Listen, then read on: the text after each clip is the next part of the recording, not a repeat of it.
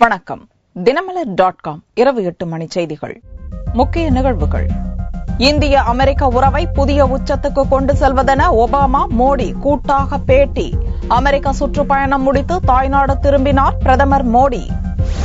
ஜெயலலிதா தரப்பில் தாக்கல் செய்த ஜாமீன் மனு அக்டோபர் 7ஆம் தேதிக்கு ஒத்திவைப்பு. ஜாமீன் மனுவை வாபஸ் பெற்றனர் ஜெயலலிதா தரப்பு வக்கீல்கள். உத்தரப்பிரதேசத்தில் ரயில்கள் மோதி பயங்கர விபத்து. 12 பயணிகள் பலி, 45 பேர் படுகாயம். விரிவான செய்திகள். இந்திய அமெரிக்க உறவை புதிய உச்சத்துக்கு கொண்டு செல்வதென முதலாவது சந்திப்பின் போது அமெரிக்க அதிபர் ஒபாமா மற்றும் பிரதமர் மோடி உறுதி மேற்கொண்டுள்ளனர். அமெரிக்காவில் 5 நாள் சுற்றுப்பயணம் மேற்கொண்ட பிரதமர் நரேந்திர மோடி செவ்வாயன்று வெள்ளை மாளிகையில் அமெரிக்க அதிபர் பராக் ஒபாமாவை சந்தித்து இருநாட்டு உறவுகள் குறித்து பேச்சுவார்த்தை நடத்தினார். 1 மணி நேரம் நடந்த இச்சந்திப்பின் போது இந்தியா அமெரிக்கா இடையிலான ராணுவ ஒத்துழைப்பு ஒப்பந்தத்தை மேலும் 10 ஆண்டுகளுக்கு நீட்டிப்பதென முடிவு செய்யப்பட்டது. இந்திய ராணுவ தளவாட உற்பத்தி துறையில் அமெரிக்க நிறுவனங்கள் பங்களிப்பு அளிக்க வேண்டும் என மோடி அழைப்பு விடுத்தார். இதைத் தொடர்ந்து பத்திரிகையாளர்களை கூட்டாக சந்தித்த ஒபாமா மற்றும் மோடி இருநாட்டு உறவு வேகமாக முன்னேற்றம் காணும் என்று நம்பிக்கை தெரிவித்தனர். ओबामा और मैंने अपनी सहज आर्थिक प्राथमिकता के बारे में विस्तार से चर्चा की। तो मेरा विश्वास है कि निकट भविष्य में भारत एक बड़े पैमाने पर आर्थिक विकास और परिवर्तन की ओर आगे बढ़ेगा। भारत में हम पॉलिसी और प्रोसेस दोनों को बदलने पर बल दे रहे हैं, जिससे भारत के साथ बिजनेस करना सहज और लाभदायक होगा। भारत में आर्थिक अवसर तेजी से बढ़ रहे हैं। मुझे विश्वास है कि भारत अमेरिका के आर्थिक संबंधों में तीव्र गति से विस्तार होगा. அணுமின் ஒப்பந்தத்தை முன்னெடுத்துச் செல்வதெனவும் ஒப்பந்தத்துக்கு தடையாக இருக்கும் பிரச்சினைகளை பேசி தீர்ப்பது என்றும் முடிவு செய்யப்பட்டதாக பிரதமர் மோடி கூறினார். பயங்கரவாதத்துக்கு எதிராக இரு நாடுகளும் ஒருங்கிணைந்து போரிடுவதெனவும் ஒபாமா மோடி பேச்சுவார்த்தையில் முடிவு செய்யப்பட்டுள்ளது. பேச்சுவார்த்தைக்கு பின் அமெரிக்க வாழ் ஆப்பிரிக்கர்களின் உரிமைகளுக்காக போராடிய ஜூனியர் மார்ட்டின் லூதர் கிங்கின் நினைவிடத்துக்கு ஒபாமாவும் மோடியும் ஒருசேர சென்று அஞ்சலி செலுத்தினர். அப்போது மோடி கூறுகையில், தனது எளிமை, அடக்கம் போன்ற பண்புகளால் இருநாட்டு உறவுக்கு புதிய பரிமாணத்தை ஒபாமா அளித்திருப்பதாக புகழாரம் சூட்டினார். தனது 5 நாள் அமெரிக்க சுற்றுப்பயணத்தில் 30க்கும் மேற்பட்ட நிகழ்ச்சிகளில் கலந்து கொண்ட பிரதமர் மோடி வாஷிங்டனிலிருந்து ஏர் இண்டியா 1 விமானத்தின் மூலம் இந்தியா புறப்பட்டார். புறப்படும் முன் மோடி கூறுகையில், அமெரிக்காவுக்கு நன்றி தெரிவித்த மோடி தனது பயணம் வெற்றிகரமாகவும் திருப்திகரமாகவும் அமைந்ததாகவும் மகிழ்ச்சி தெரிவித்தார். மகாராஷ்டிரா மற்றும் ஹரியானா சட்டசபை தேர்தல்களில் பிரதமர் மோடி 4ஆம் தேதி முதல் 13ஆம் தேதி வரையில் அனல் பறக்கும் பிரச்சாரத்தில் ஈடுபடுகிறார். அக்டோபர் 15ஆம் தேதி நடக்கும் மகாராஷ்டிரா மற்றும் ஹரியானா சட்டசபை தேர்தல்களில் இரு மாநிலங்களிலும் காங்கிரஸை வீழ்த்தி ஆட்சியை கைப்பற்றும் முனைப்புடன் பாரதிய ஜனதா கட்சி களமிறங்கியுள்ளது. இதற்காக தீவிர பிரச்சாரம் செய்ய திட்டமிட்டுள்ள பிரதமர் மோடி வரும் 4ஆம் தேதியன்று ஹரியானாவில் உள்ள கர்னால் நகரில் நடக்கும் பொதுக்கூட்டம் மூலம் தனது பிரச்சாரத்தை துவக்குகிறார். அதே நாளில் மகாராஷ்டிராவில் கோலாப்பூர், பீட், மும்பையிலும் மோடி பிரச்சாரத்தில் ஈடுபடுகிறார். இரு மாநிலங்களிலும் தேர்தல் பிரச்சாரம் முடிவுறும் நாளான அக்டோபர் 13ஆம் தேதி வரையில் தீவிர ஓட்டு வேட்டையில் மோடி ஈடுபடுகிறார். 4 अक्टूबर को प्रधानमंत्री श्री नरेंद्र मोदी जी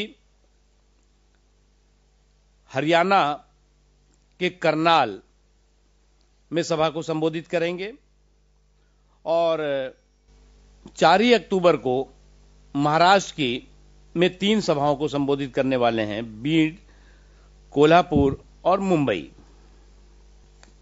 प्रधानमंत्री जी 4 अक्टूबर से लेकर के 13 अक्टूबर के बीच में लगभग हर दिन इन दोनों राज्यों में चुनाव सभाओं को अलग अलग जगहों पे संबोधित करने वाले हैं. லோக்சபா தேர்தலைப் போலவே நல்லாட்சி மற்றும் வளர்ச்சியை அடிப்படையாக கொண்டு இரு மாநில சட்டசபை தேர்தலை சந்திக்கும் பாரதிய ஜனதா வாக்காளர்களை கவரும் நோக்குடன் மோடியுடன் முன்னேறுவோம் என்ற கவர்ச்சிகரமான முழக்கத்தையும் அறிவித்துள்ளனர். ஜெயலலிதா தரப்பில் தாக்கல் செய்த ஜாமீன் மனு மீதான விசாரணையை கர்நாடக உயர்நீதிமன்றம் அக்டோபர் 7ஆம் தேதிக்கு ஒத்திவைத்த நிலையில் திடீரென்று அந்த மனு வாபஸ் பெறப்பட்டது.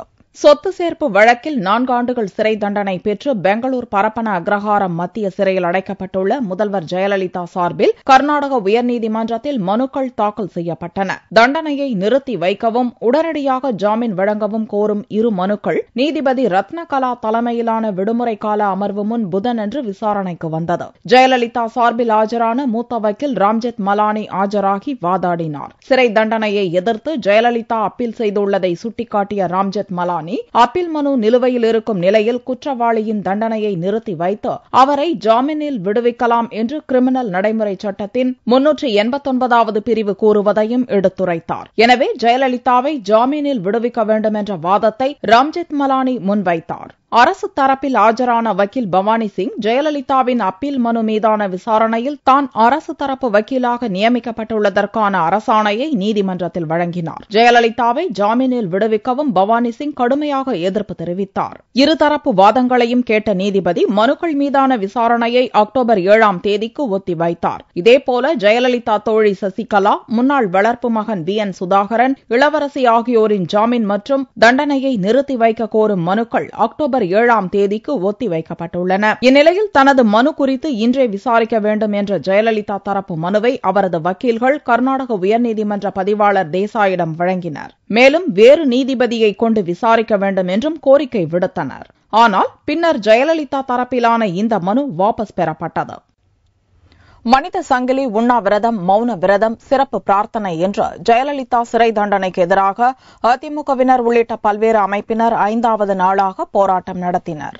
வருமானத்துக்கு அதிகமாக சொத்து சேர்த்த வழக்கில் கடந்த சனிக்கிழமை அதிமுக பொதுச் செயலாளர் ஜெயலலிதாவுக்கு 4 ஆண்டுகள் சிறை தண்டனை விதிக்கப்பட்டது. அவர் விடுதலையாக வேண்டி அதிமுக உள்ளிட்ட பல்வேறு அமைப்பினர் புதன்கிழமையன்று 5வது நாளாக போராட்டத்தில் ஈடுபட்டனர். போயஸ் தோட்டம் ஜெயலலிதாவின் வீட்டில் துவங்கி கட்சி அலுவலகம் வரை மனித சங்கிலி போராட்டம் நடத்தினர். ஒரு புடவை வச்சிருந்தது, நகை வச்சிருந்தது, செருப்பு வச்சிருந்தது தவறா? அரசியல் காழ்ப்புணர்ச்சியில முழுக்க அரசியல் காழ்ப்புணர்ச்சியில போடப்பட்ட வழக்குல இப்படி ஒரு தண்டனையா? எதற்கா ஒரு ஜாமீன் கூட மறுக்கப்படுது, மீண்டும் மீண்டும் மறுக்கப்படுகிறது. எங்க தமிழக மக்களுடைய உணர்வுக்கெல்லாம் மரியாதை இல்லையா? தமிழ்நாட்டுல இனி அரசியலே செய்ய முடியாதுன்னு நினைக்கிற கட்சிகள் எல்லாம், எதிர்கட்சி எதிரி கட்சி எல்லாம் சேர்ந்து எங்க அம்மாவுக்கு எதிராக நடத்துற சதி. அதிமுக நிறுவனருமான எம்ஜிஆர் நினைவிடத்தில் 5வது நாளாக உண்ணாவிரத போராட்டம் தொடர்ந்தது. மெரினா கடற்கரை, காமராஜர் சாலையில் அண்ணா தொழிற்சங்க போக்குவரத்து தொழிலாளர்கள் உண்ணாவிரதம் இருந்தனர். சென்னை எழும்பூர் நீதிமன்றம் அருகே பாரத் இந்து முன்னணியினர் நீதிபதியின் உருவ பொம்மையை எரிக்க முயன்றனர். இதை தடுத்து நிறுத்திய போலீசார் அவர்களை அப்புறப்படுத்தினர். தஞ்சையில் பேராவூரணி, வல்லம் உட்பட 9 இடங்களில் அதிமுகவினர் உண்ணாவிரத போராட்டத்தில் ஈடுபட்டனர். மாநகராட்சி உறுப்பினர்கள் 9 பேர் மொட்டை அடித்தும் பெண்கள் ஒப்பாரி வைத்தும் தங்களுடைய எதிர்ப்பை தெரிவித்தனர். இந்நிலையில் ஜெயலலிதாவிற்கு ஜாமீன் கிடைக்கும் வரை கடலுக்கு மீன்பிடிக்க செல்வதில்லை என்று நாட்டுப்படகு மீனவர்கள் தெரிவித்து கருப்பு கொடி ஏந்தி ஆர்ப்பாட்டத்தில் ஈடுபட்டனர். ஜெயலலிதா விடுதலையாக வேண்டி ராமநாதபுரத்தில் அதிமுகவினர் கடலில் இறங்கி சிறப்பு பூஜைகள் செய்தனர். வருமான வரி வழக்கில் ஜெயலலிதா மற்றும் சசிகலா ஆஜராக விலக்களித்த உயர்நீதிமன்ற தீர்ப்பை சுட்டிக்காட்டி அக்டோபர் 16ஆம் தேதிக்கு விசாரணையை ஒத்திவைத்து எழும்பூர் நீதிமன்றம் உத்தரவிட்டுள்ளது. ஜெயலலிதா மற்றும் சசிகலா ஆகியோர் வருமான வரி தாக்கல் செய்யாதது தொடர்பாக வருமான வரித்துறையினர் 4 வழக்கு தொடர்ந்தனர். உச்சநீதிமன்றத்தின் உத்தரவுப்படி இவ்வழக்கு சென்னை எழும்பூர் பொருளாதார குற்றவியல் நீதிமன்றத்தில் நடந்து வருகிறது. இவ்வழக்கு செப்டம்பர் 18ஆம் தேதி விசாரணைக்கு வந்தபோது ஜெயலலிதா மற்றும் சசிகலா ஆகியோர் அக்டோபர் 1ஆம் தேதி கட்டாயமாக நீதிமன்றத்தில் ஆஜராக வேண்டும் என்றும் நீதிபதி தட்சிணாமூர்த்தி உத்தரவிட்டிருந்தார். இந்நிலையில் வருமான வரித்துறையில் சமரச மனு மீதான விசாரணை நிலுவையில் உள்ளதை சுட்டிக்காட்டி ஜெயலலிதா தரப்பில் அக்டோபர் 1ஆம் தேதி எழும்பூர் நீதிமன்றத்தில் நேரில் ஆஜராவதிலிருந்து விலக்கு கேட்டு சென்னை உயர்நீதிமன்றத்தில் மனு தாக்கல் செய்யப்பட்டது. இவ்வழக்கை விசாரணை செய்த நீதிபதி வாசுகி ஜெயலலிதா மற்றும் சசிகலா ஆகியோர் எழும்பூர் நீதிமன்றத்தில் 6 வார காலத்திற்கு ஆஜராவதிலிருந்து விலக்களித்தும் சமரச மனு மீதான விசாரணையை 6 வார காலத்திற்குள் முடிக்கவும் உத்தரவிட்டிருந்தார். இந்நிலையில் அக்டோபர் 1ஆம் தேதி புதன்கிழமையன்று இவ்வழக்கு நீதிபதி தட்சிணாமூர்த்தி முன்பு விசாரணைக்கு வந்தது. அப்போது வருமான வரித்துறை சார்பில் ஆஜரான வக்கீல் ராமசாமி உச்சநீதிமன்றத்தின் வழிகாட்டுதல்படி வழக்கை விரைந்து முடிக்க வேண்டும் என்றும் சென்னை உயர்நீதிமன்றத்தின் உத்தரவை கருத்தில் கொள்ளக்கூடாது என்றும் வாதிட்டார். இதற்கு நீதிபதி தட்சிணாமூர்த்தி சென்னை உயர்நீதிமன்றம் குற்றம் சாட்டப்பட்டவர்கள் நீதிமன்றத்தில் ஆஜராக விலக்களித்து உத்தரவிட்டுள்ளது என்றும் மேற்கொண்டு இவ்வழக்கில் சம்பந்தப்பட்டவர்கள் நேரடியாக ஆஜராகாமல் வழக்கை நடத்துவது சாத்தியமில்லை என்றும் கூறி அக்டோபர் 16ஆம் தேதி வழக்கை ஒத்திவைத்து உத்தரவிட்டார். உத்தரப்பிரதேசத்தில் ரயில் மீது மற்றொரு ரயில் பயங்கரமாக மோதியதில் 12 பயணிகள் பரிதாபமாக இறந்தனர். படுகாயமடைந்த 45 பேரில் 12 பயணிகளின் நிலை கவலைக்கிடமாக உள்ளது. உத்தரப்பிரதேச தலைநகர் லக்னோ செல்லும் கிருஷக் எக்ஸ்பிரஸ் ரயில் செவ்வாயன்று நள்ளிரவு 11 மணியளவில் கோரக்பூர் அருகே சென்று கொண்டிருந்தது. நந்தா நகர் ரயில்வே கிராசிங்கில் சென்றபோது முன்னால் சென்று கொண்டிருந்த பரவ்னி எக்ஸ்பிரஸ் ரயிலின் பக்கவாட்டில் கிருஷக் எக்ஸ்பிரஸ் பயங்கரமாக மோதியது. இந்த பயங்கர விபத்தில் 12 பயணிகள் உடல் நசுங்கி இறந்தனர். 45 பேர் படுகாயமடைந்தனர். விபத்து குறித்து தகவல் அறிந்ததும் ரயில்வே போலீசார் மற்றும் அதிரடி விரைவு போலீசார், தீயணைப்புத் துறையினர் உள்ளிட்ட ஏராளமான வீரர்கள் விரைந்து வந்து மீட்பு பணி ஈடுபட்டனர். படுகாயமடைந்த 45 பேரும் கோரக்பூரில் உள்ள வெவ்வேறு மருத்துவமனைகளில் அனுமதிக்கப்பட்டுள்ளனர். 12 பேரின் உயிர் ஊசலாடுவதால் பலி எண்ணிக்கை அதிகரிக்கும் என்று அஞ்சப்படுகிறது. நந்தா நகர் சிக்னலை கிருஷக் எக்ஸ்பிரஸ் கண்டுகொள்ளாமல் சென்றதே விபத்துக்கு காரணம் என்று ரயில்வே அதிகாரிகள் தெரிவித்தனர். கிருஷக் எக்ஸ்பிரஸின் டிரைவர் ராம் பகதூர், உதவி டிரைவர் சத்யஜித் ஆகியோரை சஸ்பெண்ட் செய்துள்ள ரயில்வே நிர்வாகம் விபத்துக்கான காரணத்தை கண்டறிய ரயில்வே பாதுகாப்பு கமிஷனர் விசாரணைக்கும் உத்தரவிடப்பட்டுள்ளது. Incident happened near Gorakhpur. 2 express trains collided near Gorakhpur. The loco pilot who shot the home signal near Gorakhpur. Thereby the collision took place. 3 coaches capsized and about 12 persons dead and about 45 persons injured. Out of 45, 12 persons are grievously injured. ரயில்கள் மோதிக்கொண்டதன் காரணமாக கோரக்பூர் வாரணாசி தடத்தில் போக்குவரத்து பாதிக்கப்பட்டுள்ளது. பல ரயில்கள் வேறு வழிகளில் திருப்பிவிடப்பட்டுள்ளன. இலங்கை கடற்படையினரால் கைது செய்யப்பட்ட 20 தமிழக மீனவர்களையும் 75 படகுகளையும் மீட்க நடவடிக்கை எடுக்கும்படி பிரதமர் நரேந்திர மோடிக்கு முதல்வர் ஓ பன்னீர்செல்வம் கடிதம் அனுப்பியுள்ளார்.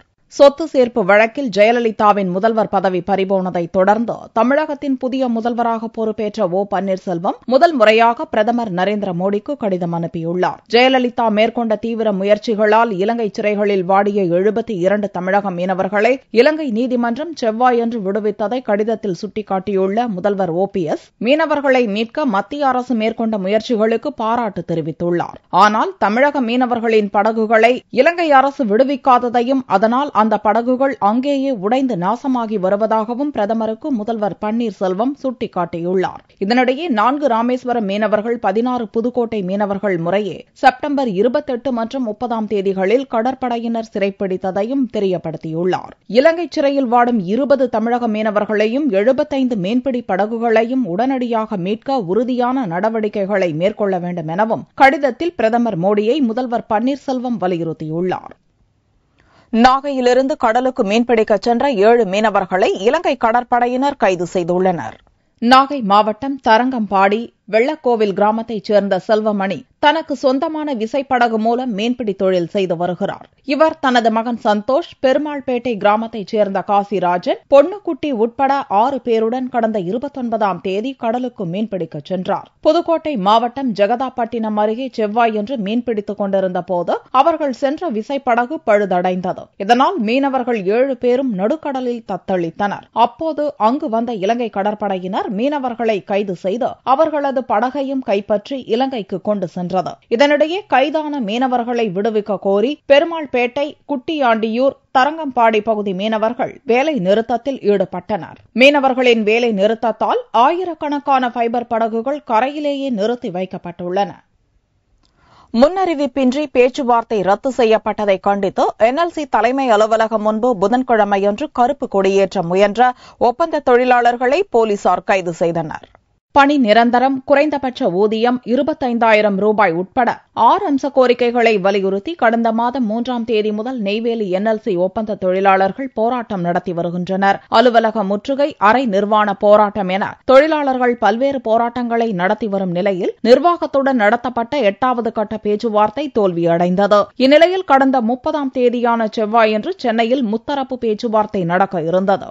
ஆனால் NLC நிர்வாகம் எவ்வித முன்னறிவிப்புமின்றி அந்த பேச்சுவார்த்தை பேச்சுவார்த்தையை ரத்து செய்தது. இதனால் அதிருப்தியடைந்த ஒப்பந்த தொழிலாளர்கள் பேச்சுவார்த்தை ரத்து செய்யப்பட்டதை கண்டித்து புதன்கிழமையன்று NLC தலைமை அலுவலகம் முன்பு கருப்பு கொடி ஏற்ற முயன்றனர். அவர்களை போலீசார் தடுத்து நிறுத்தி கைது செய்தனர். 7வது கட்ட பேச்சுவார்த்தையை கடந்த 30ஆம் தேதி நடத்துவதாக NLC அறிவித்திருந்தது. அதை தேதி குறிப்பிடாமல் NLC ஒருதலை பட்சமாக தான் தோன்றிதனமாக தள்ளி வைத்த காரணத்தினால் இன்றைக்கு தொழிற்சங்க கூட்டமைப்பின் சார்பாக இந்த கருப்பு கொடி காட்டும் போராட்டத்தை தொழிற்சங்க கூட்டமைப்பு நடத்தி வருகிறது. கடந்த 29 நாட்களாக நீடித்துள்ள போராட்டத்தால் மின் உற்பத்தி பாதிக்கப்பட்டுள்ளதாகவும் ஒப்பந்த தொழிலாளர்கள் தெரிவித்துள்ளனர்.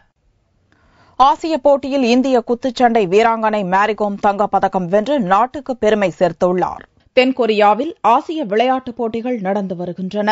இதில் ஒரு அங்கமாக மகளிருக்கான குத்துச்சண்டை போட்டியில் 51 கிலோ ஃபிளை வெயிட் பிரிவில் இந்தியாவின் மேரிகோமும் கஜகஸ்தானின் சைனா ஷெகர் பெகோவாவும் மோதினர். முதல் ரவுண்டில் சற்று பின்தங்கியிருந்த மேரிகோம் பிறகு தன் ஆட்ட வியூகத்தை மாற்றிக்கொண்டு 2வது ரவுண்டில் ஆக்ரோஷத்துடன் விளையாடினார். இறுதியில் 2-0 என்ற புள்ளி கணக்கில் மேரிகோம் வெற்றி பெற்று தங்கப்பதக்கத்தை வென்றார். இதன் மூலம் ஆசிய போட்டியில் தங்கப்பதக்கம் வெல்லும் முதலாவது இந்திய குத்துச்சண்டை வீராங்கனை என்ற பெருமையை மேரிகோம் பெற்றுள்ளார். 2010 ஆசிய போட்டியில் மேரிகோம் வெண்கலம் வென்றார். தங்கப்பதக்கம் வென்ற மேரிகோம் வெற்றி களிப்பில் திளைக்க 60 கிலோ லைட் பிரிவில் அரையிறுதிப் போட்டியில் தோல்வியை தழுவிய இந்தியாவின் இன்னொரு குத்துச்சண்டை வீராங்கனையான சரிதா தேவி தனக்கு அளிக்கப்பட்ட வெண்கல பதக்கத்தை வாங்க மறுத்து பதக்க மேடையிலேயே கதறி அழுதது பரபரப்பை ஏற்படுத்தியது. தென்கொரியாவின் ஜினா பார்க்குக்கு எதிரான போட்டியில் சரிதா முழு அளவில் ஆதிக்கம் செலுத்திய போதும் நடுவர்களின் பாரபட்ச முடிவால் தோல்வியை தழுவினார். நடுவரின் முடிவை மறு ஆய்வு செய்ய வேண்டுமென இந்திய குத்துச்சண்டை அணி அளித்த கோரிக்கை நிராகரிக்கப்பட்டது குறிப்பிடத்தக்கது.